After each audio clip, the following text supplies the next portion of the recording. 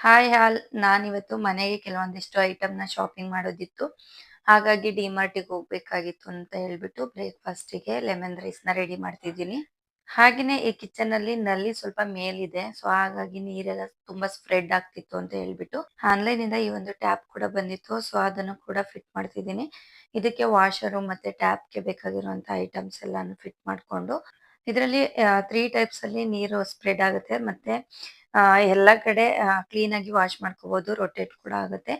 So ಇದನ್ನು ಕೂಡ fit ಮಾಡಿ ಆದ್ಮೇಲೆ ಡಿಮಾರ್ಟಿಗೆ ಹೋಗೋಣ ಅಂತ ಹೇಳ್ಬಿಟ್ಟು ರೆಡಿ ಆಗ್ತಿದ್ದೀನಿ. ಈ ಟಾಪ್‌ನ ನಾನು ಕಿಟ್ಟಿ ಪಾರ್ಟಿಗೆ ಅಂತ ತರಿಸ್ಕೊಂಡಿದ್ದು. ಈ ಸಲ ಕಿಟ್ಟಿಗೆ ಹೋಗೋದಕ್ಕಾಗಿರ್ಲಿಲ್ಲ. ಮನೆ ಶಿಫ್ಟಿಂಗ್ ಕೆಲಸ ಎಲ್ಲ ಇದ್ದಿದ್ರಿಂದ ಈ ಸಲ ಕಿಟ್ಟಿಗೆ ಹೋಗದೇ ಇರೋ ರೀಸನ್‌ಗೆ ಈ ಟಾಪ್‌ನ ವೇರೇ ಮಾಡಿರ್ಲಿಲ್ಲ. ಸೊ ಹಾಗಾಗಿ ಇವತ್ತು ಇದನ್ನ ವೇರ್ ಮಾಡ್ಕೊಂಡಿದ್ದೀನಿ. ಜಸ್ಟ್ ಒಂದು ₹50 ಏನೋ ಅಷ್ಟೇನೆ.